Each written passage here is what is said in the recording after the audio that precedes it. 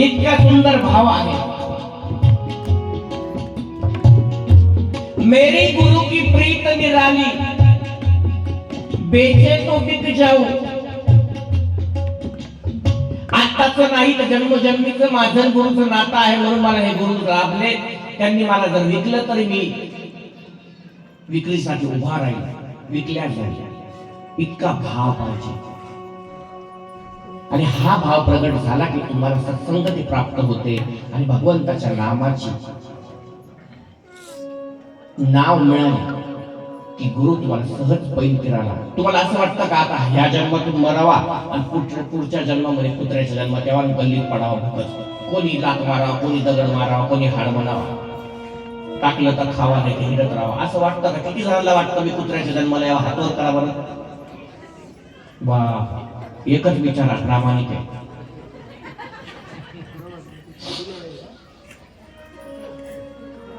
नाही ना वाटत? बरं झालं। किती जणांना वाटतं, महिला मंडळांना प्रश्न वाटतो मी घुबडीच्या जन्माला यावं, लक्ष्मीचं वाहन नाव सांगा।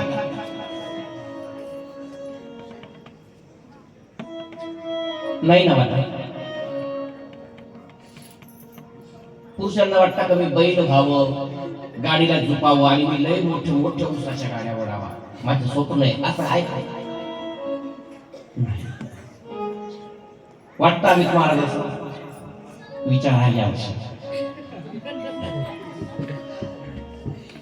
असं कुणालाच वाटणार नाही। प्रत्येकाची गोड काय आहे?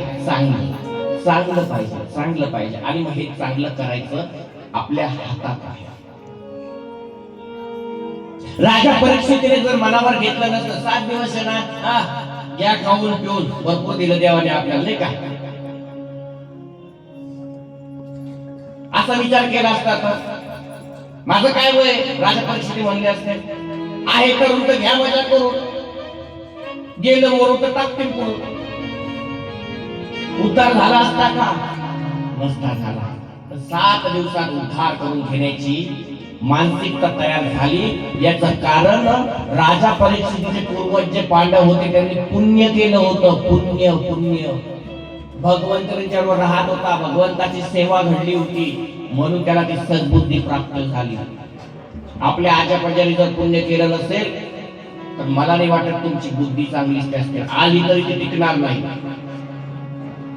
परमार्थावर आलेलं जनावर परत हुसकले गेले का समजायचं आपले पूर्वज करंटे होते, समजून घ्यायचं। कळतं का? मी तुम्हाला परमार्थावर आलेलं जनावर जर परत रस्ता हुकलं तर समजायचं आपले पूर्वज करंटे, आपल्या प्रारब्धात हा हायवे समृद्धी नाही। आपण खडडांग खडडांग खडडांग खडडांग आपली गाडी त्याच रस्त्याला शोधतो।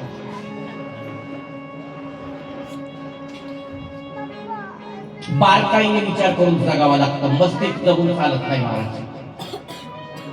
किती कमवता याला महत्व नाही, पण तुमच्याकडे मन कसं आहे याला महत्व आहे। इकडे बघा माझ्याकडे, त्यांनी काय आणलं बघण्यापेक्षा पापड कुरड्या किती जणांनी आणल्या? हातवर करा बरं। बस बाकीच्या वर्मा आहे का माता नवरदेवच्या आई पडून घ्यायला डोक्यावर, ज्यांनी आणल्याने त्यांनी डोके इथं करून उभे राहायचं, बरोबर? पडून घ्या, बरोबर आहे। सगळेच नवरीवाले झाले तर नवरदेवाले पाहिजे कोणती उभा राहणार? अच्छा अच्छा, बरं आहेर कोणी कोणी आणला? हातवर करा, इमानदारी नाही, देव बघणारे आहेर कोणी कोणी आणला? माय पंगत द्यायला परवडायचं नाही 4 जणांना।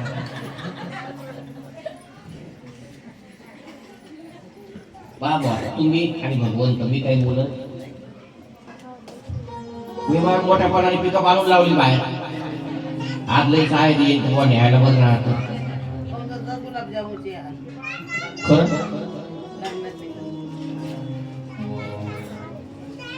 भगवंताचं नाव आयुष्यामध्ये तुम्ही किती कमवता याला महत्व नाही, पण तुमचं आचरण कसं आहे याला महत्व आहे।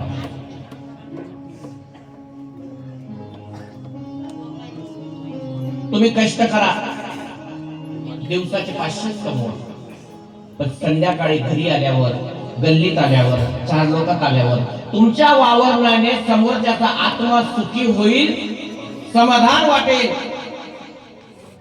ते जीवन खरं. तुमच्या समोर येण्याने, तुमच्या वागण्याने, तुमच्या बोलण्याने जर समोरचा दुखावला जात असेल, तुम्ही करोडपती असलेला तुम्ही भिकारी. बरोबर आहे की नाही बोलू? वावर असा पाहिजे माणसाचा, अलगद, हवा हवासा वाटला पाहिजे. नाही तर आपल्याला पाहून लोक रस्ता बदलतात. उपयोग आहे का त्या जिंदगीला? आणि तो त्याच्याच गुण घेतो. आपल्याला नाही आवडते गल्लीत, आपल्या पुढे कोणी चालत नाही, रस्ता बदलून घेतो. अरे तुझा इज्जत नाही ते सांग, तो वेगळाच गुण घेत राहतो. आपल्याला नाही आवडते गल्लीला, असं नाही सांगत. नियम असा सांगतो की जगत असताना साच मवाळ बोला, सात्विक राहा. हृदयामध्ये इतकं प्रेम असू द्या, आपुलकी असू द्या, आपलेपणा असू द्या, कोणासाठी झिजण्याची दानत असू द्या. काही काही खूप सेल्फिश लोक असतात, स्वार्थी. आप भला तो जग भला, नाही तो परदेश भला. आपलं झालं, विषय संपला, बाकीचं जाऊ वाहून जात का नाही गेलं नाही. असं करू नका. कोणाच्या लग्नात जर गेले ना एखाद्या लेकी बळायच्या, तर त्या परिवाराच्या घराकडे लक्ष राहू द्या. अगदी नवरी वाटीला तर लक्ष राहू द्या, स्वयंपाकाकडे लक्ष राहू द्या, त्यांचं सामान गोळा करण्यापर्यंत लक्ष राहू द्या, त्यांच्या पंक्तीकडे लक्ष राहू द्या. नुसतं खायचं निघून यायचं करू नका. याची पण नोंद भगवंताकडे असते बरं. 16 संस्कारापैकी एक संस्कार विवाह संस्कार आहे, आणि या संस्कारात जो जो राबतो त्याची नोंद भगवंताकडे असते. काही काही लय लुटून घेतात कार्यामध्ये. कार्यावाला त्याच्या गणगणित असतो आणि यांची वेगळीच मजा चालू असते. असं करू नका. ज्या दिवशी तुमच्या घरात कार्य येईल त्या दिवशी व्याजा बट्ट्या सगळं भगवंत तुम्हाला भिकारी केल्याशिवाय.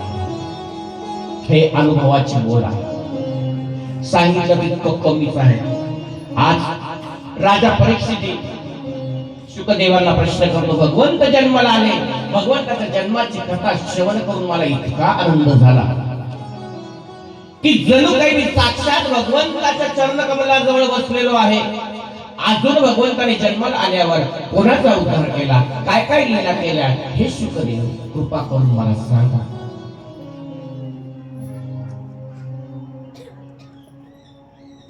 तेव्हा शुकदेव सांगतात, राजा परीक्षित श्रवण करतात, सुंदर भजन होईल. नंतर आपण कथेमध्ये प्रवेश करणार आहोत. हरि ओम नमो नारायण,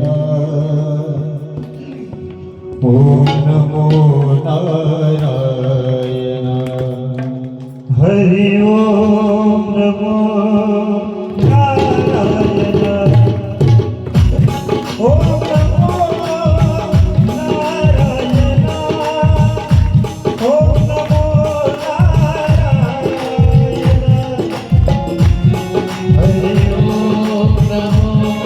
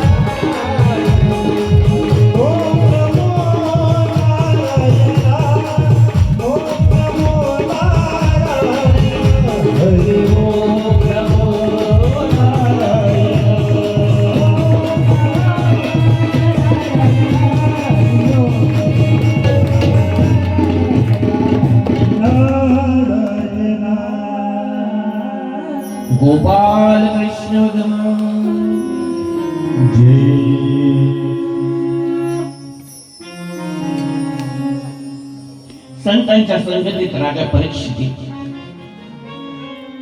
2 दिवस फक्त उद्धार आणि देह सोडावा लागला. संतांची संगत करत असताना एक संतांची सेवा करावी तर संतांची निंदा करायची. एक वेळेस तुम्ही आयुष्यामध्ये काही केलं नाही तरी चालेल, पण सत्य कर्माला कधीच वाकडं लावू नका. अरे तुका म्हणे सत्य कर्मा भावे साह्य, तुका म्हणे सत्य कर्मा भावे साह्य, कर्मा भावे साह्य, तुका तुका म्हणे सत्य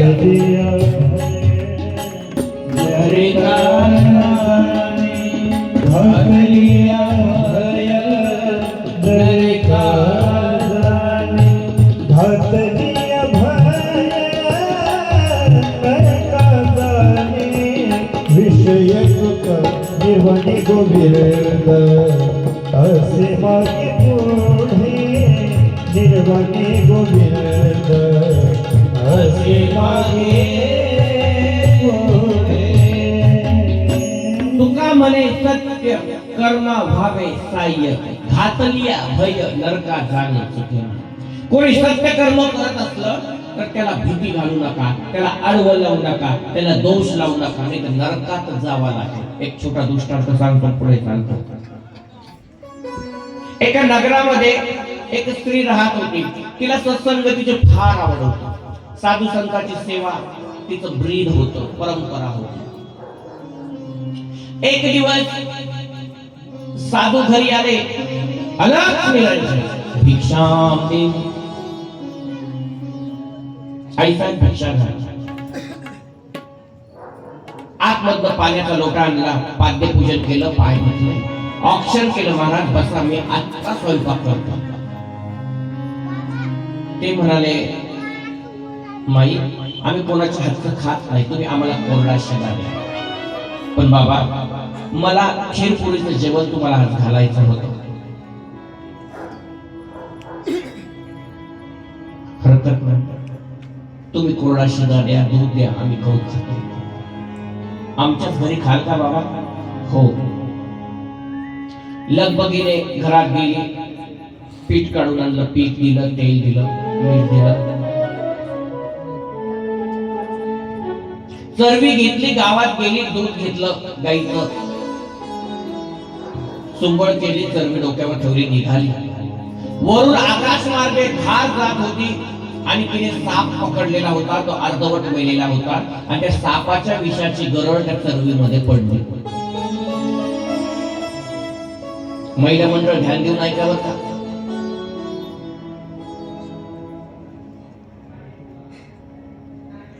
सापाची गरळ, त्या विषाची गरळ त्याच्यामध्ये पडली. घरी आली, महाराजांना दुधाची चरबी दिली. छान खीर करा, पुरी करा आणि पोटभर सगळेजण जेवा. महाराजांनी सांगितलं हरकत नाही. चूल पेटवली, महाराजांनी स्वयंपाक केला, खीर पुरीचं जेवण झालं. जेवले, थोडा वेळ आराम करा आणि मग जा. साधू म्हणाले हरकत नाही. जेवले, आराम करायला झोपले, परत उठलेच नाही. चारही साधू त्यांचा अंत झाला. गावामध्ये वाऱ्यासारखी बातमी पसरली. गल्लीतल्या 4-5 बायका बोलता, बरं झालं, लई महाराजाच्या मागे पळत, महाराज आले का पळली, लई महाराजाच्या मागे पळत, आता बरं झालं, आता बरं झालं, आता बघा कशी अडकली. अशा कुचरपणा करणाऱ्या महिलांची काय अवस्था होते, दुष्टांत ध्यान देऊ. तिथं सांत्वन करायला काय गेल्या नाही, पण परमार्थ करत होती. तिला ते टोचण्या द्यायला लागल्या. आणि हे भगवंता, असं राग येतो देवा. जगद्गुरु तुकोबाराय म्हणतात, देवाला राग येतो अशा लोकांचा. कुजबुज करायला लागल्या. महाराज आला का पळ, महाराज आला का पळ, आता बरी गुंतली, आता बरी गुंतली, सुटलीच नाही पाहिजे. लय महाराज महाराज करायचे, लय देवधर्म दाखवायचे. डोकं उठवलं होतं. देव सप्ताह झाला का ते कीर्तन झाला का हरिपाठ, येणं केलं होतं साऱ्या गल्लीला. बरी कुठली आता साधू यांना यमदेवता घ्यायला आले. साधू वरती गेले, शासन करायची वेळ आली. काय झालं? लेखा जोखा काढला.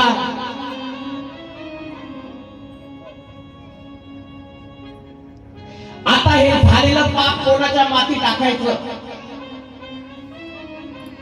साधू मारल्याचं पाप कोणाच्या माती टाकायचं? कारण गेलेला आत्मा जर पाप पुण्याचा हिशोब केल्याशिवाय पुढे हलतात येत नाही. चित्रगुप्त म्हणाला, कसं करू देवा आता? यमदेवता म्हणाले, म्हातारीच्या घरात मेलेले आहेत, त्या मावशीच्या नावावर पाप टाकून द्या, पुढे हिशोब क्लिअर करा. तसं नाही जमणार. त्या मावशीच्या डोक्यावर चरबी होती, तिला काय माहिती वरून काय पडलं? त्याच्यामुळे ती पापी नाही. मग ज्याच्या मुखातून विष पडालं सापाच्या, त्या सापाच्या अकाउंटला पाप टाका. चित्रगुप्त म्हणाला, तसं करता येणार नाही यमराज. साप तर अर्धवट मेलेला होता, त्याला काय माहिती काय चाललंय, तो तर बेशुद्ध अवस्थेत आहे. मग एक गरुडाच्या नावावर टाका. गरुडाच्या नावावर टाकता येणार नाही. साप त्याचं खाद्य आहे, त्याचं कर्म त्याने केलं, खाण्याची व्यवस्था केली, तो घेऊन चालला होता. त्याला काय माहिती साप मग खाली काय विष टाकणार आहे का नाही टाकणार आहे? मग हे पाप टाकायचं कोणाच्या? खात्यात टाकल्याशिवाय तर पुढे जाणार. चित्रगुप्त म्हणाले, काय करू? यमराज म्हणाले, तुम्ही त्या नगरात जा, नक्कीच तुम्हाला याचा मार्ग मिळेल. ज्या नगरात साधू गेले, त्या मावशीच्या घरी गेले, बघितलं त्यात 4-5 बायका वट्ट्यावर बसलेल्या होत्या आणि चित्रगुप्त तिथं गेले. मावशी, काल इथं एका मावशीच्या घरामध्ये 4 साधू मेले, तुम्हाला बी कळलं का? त्या मावशीचं काय झालं? काय होणार आहे? नेली धरून पोलिसांनी, त्याच लायकीची होती. नाही तिला महाराज लोकांचं येड बावट नाही. पण ते साधू त्या मावशीने मारले का नक्की? मग तिच्याशिवाय कोण मारणार आहे? तिच्याच घरात वेळ येते. आणि काका त्या लायकीचीच होती. बरं झालं आमच्या गल्लीतली घाण गेली.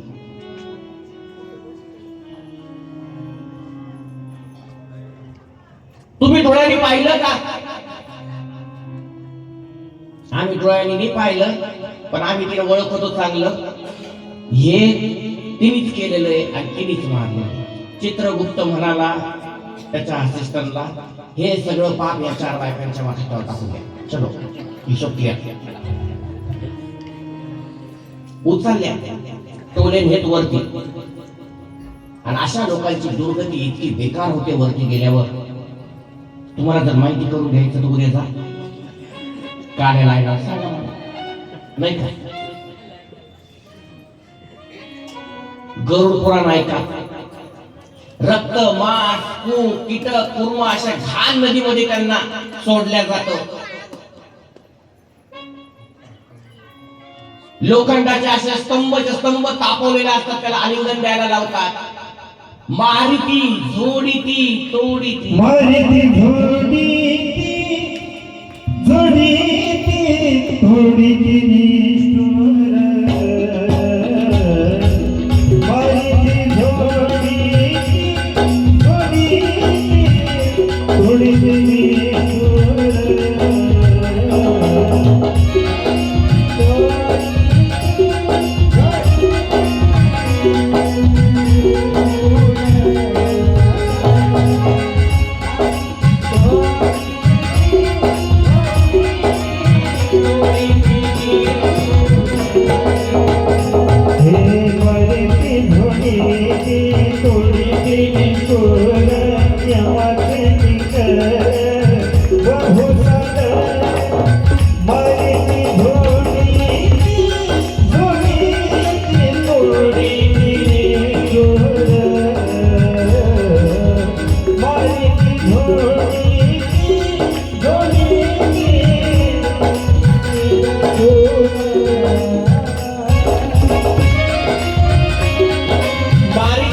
जोडीने तोडीने निष्ठुर यमाचे किंकर साधी सजा देत नाही, साधा दंड भेटत नाही, म्हणून बसल्या जागी कधीच कोणाच्या कुटळ्या करू नये बरं.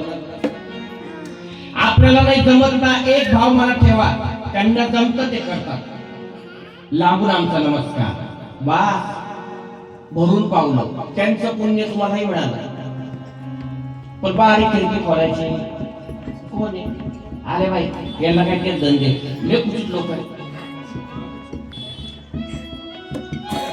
आम्ही महाराज लोक, आम्ही 12 पिंपळाची मुंची आहेत, आम्हाला माहिती राहतं कपच्या गल्लीत गेल्यावर काय बोलतात आपल्याला पडतात.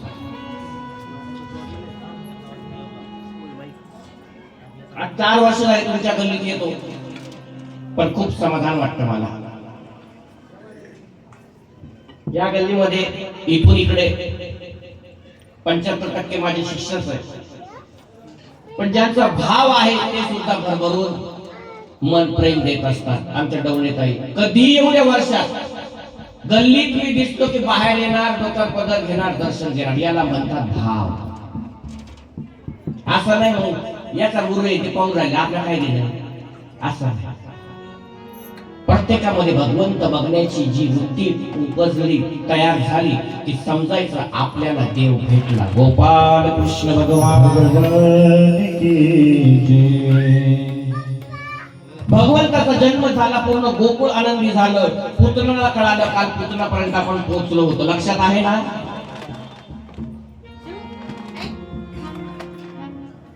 आणि भगवंताने बऱ्याच राक्षसांचा उद्धार केला, लीला केल्या.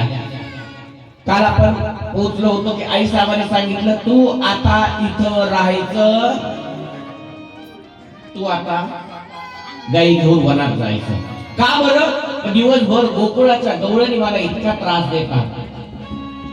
यशोदे तुझ्या काना असा केला, यशोदे तुझ्या कृष्णाने कसं केलं, यशोदे तुझ्या कानाने चोरी केली. यशोदे कृष्णा सांगावे गोकुळे राहावे का जावे, गोकुळे राहावे का जावे, गोकुळे राहावे का जावे, गोकुळे राहावे का जावे,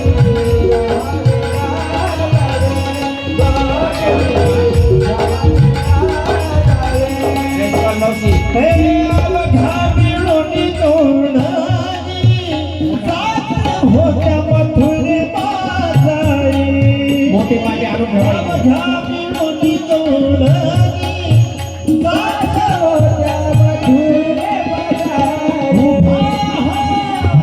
कृष्ण वाटे गोकुळे राहावे का जावे, गोकुळे राहावे का जावे, गोकुळे राहावे का जावे, राहावे का जावे, राहावे का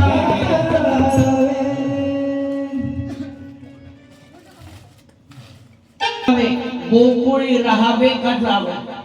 आम्हाला कळे ना, एक तर तू तरी राहा गोकुळात, नाही तर आम्हाला तरी सगळा निघून लागला. इतका त्रास दिला होता कृष्ण. प्रत्येकाच्या घरात जायचं, दही दूध लोणीची चोरी करायची आणि सगळं तोडफोड करून निघून यायचं.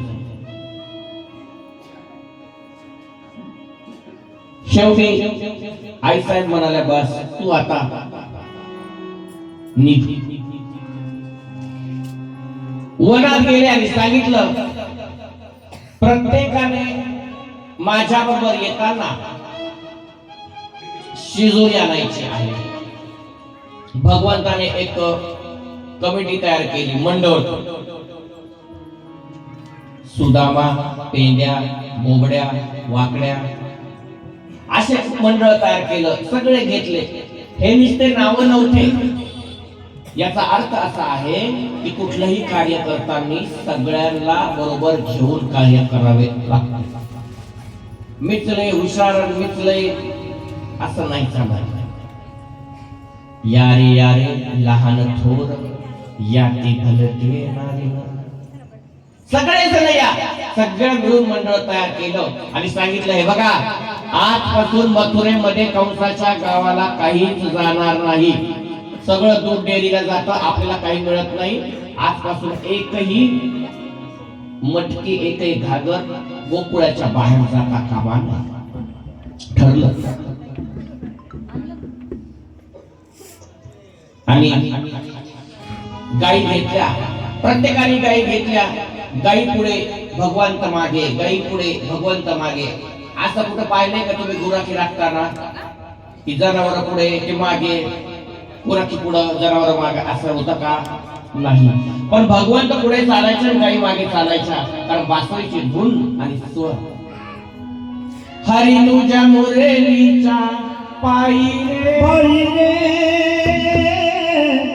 मन मोहिनी मन मोहिनी मन मोहिनी मन मोहिनी मन मोहिनी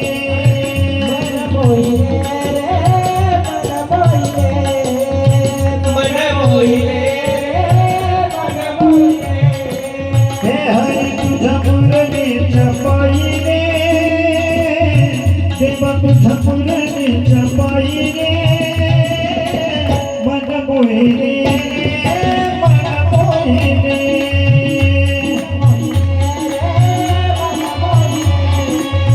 मन मोहिनी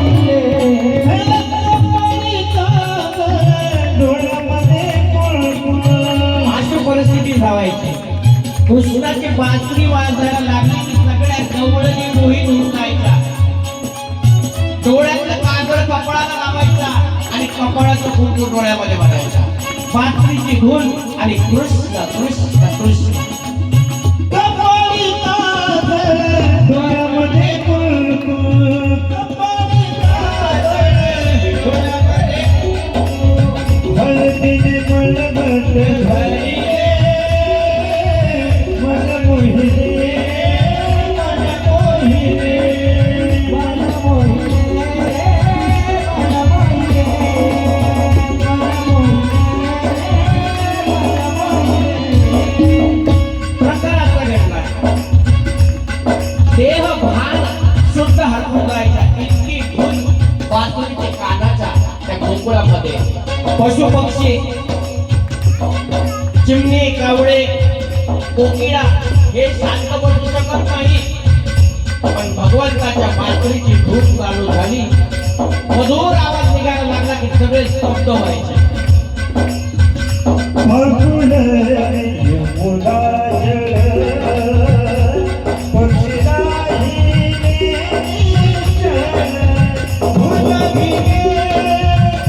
वेणुनाद वेणुनाद वेणुवाद विना गोविंदे वेणुवाद विना गोविंदे वेणुवाद विना गोविंदे. भगवंत पुढे चालायचे, गाई मागे मागे चालायच्या. आपण असे चित्र पाहतो की गाई पुढे चालतात, गुराखी मागे चालतो, पण कानाच्या मागे मागे गाई चालायच्या. वनामध्ये गेले आणि वनामध्ये गेल्यावर गाई चोरायला म्हणजे चरायला सोडून द्यायच्या. चरत असताना गाई नुसत्या चरत नसायच्या, तर कृष्णाच्या बासरीची धून पण श्रवण करत असायच्या. वनामध्ये भगवंत काही शांत बसले नाही, सवंगडाला घेऊन बरीच मस्ती भगवंताने केली. हुतुतू, हमामा, विटीदांडू, चेंडूफळी बरेच खेळ खेळले. एक दिवस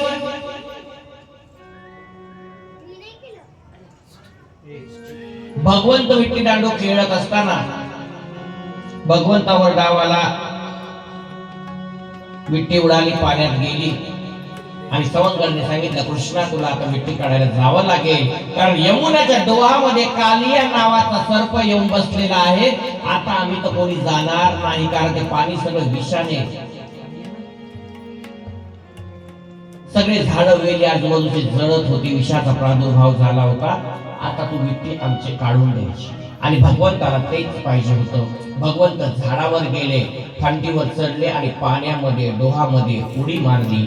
उडी मारताच भगवंत खाली गेले आणि कालिया हा त्याच्या अनेक पत्न्यांसह विराजमान होता.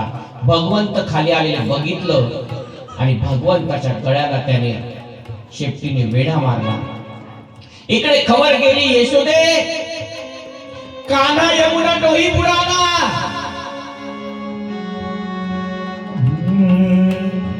यशोदे ग बाला तुझा ग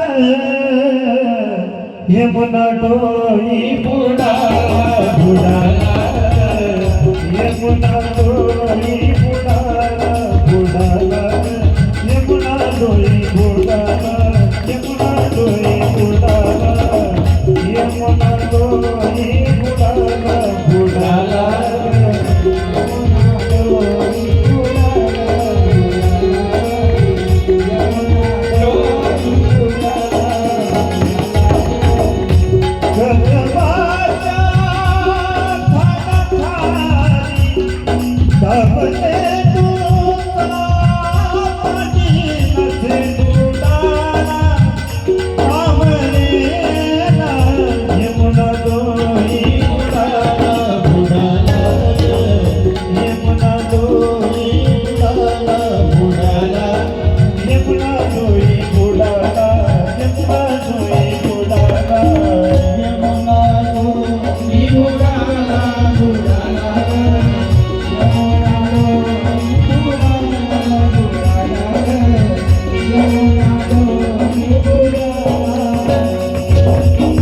यशोदे तुझा बाळ यमुना डोही बुडाला असं म्हणतात क्षणी वाऱ्यासारखे पळत सुटले यशोदा माता.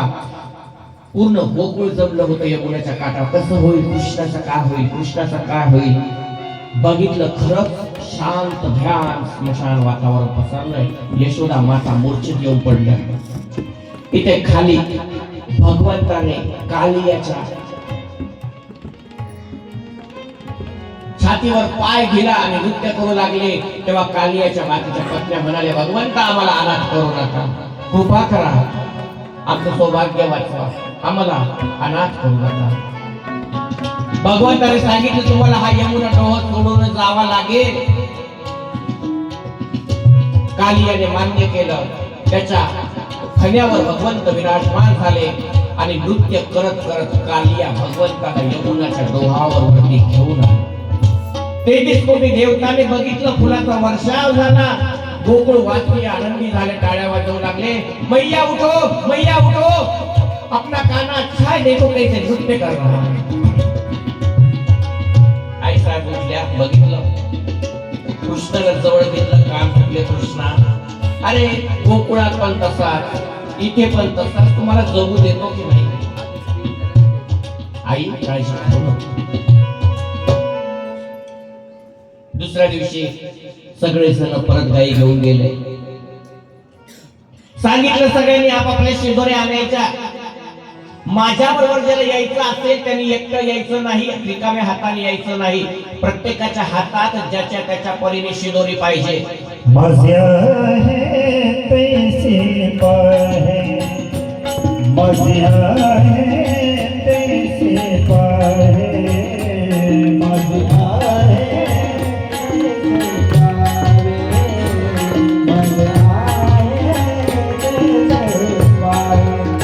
नहीं करे घराता नहीं करे घराता मजा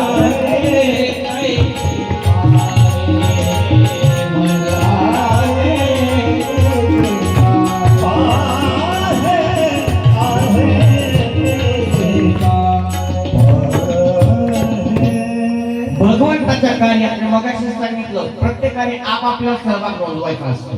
भगवंत म्हणाले माझ्या बरोबर यायचं का रिकाम्या हाताने यायचं नाही, प्रत्येकाने तुमच्या तुमच्या ताकदीने शिदोरी आणायची. सगळे सवंगडी म्हणाले बरं कृष्णा. प्रत्येकाने शिदोऱ्या बांधून आणल्या. एक सवंगडी कसा झाला, गायी सोडल्या, जेवायला बसले आणि जेवायला बसता सगळ्यांनी असं गोल केलं. एकाला सांगितलं की तू रिकाम्या हाताने दिसतो, तुझी शिदोरी कुठे आहे? तुका म्हणे हरी माझे कोणी नाही घरी. देवा माझ्या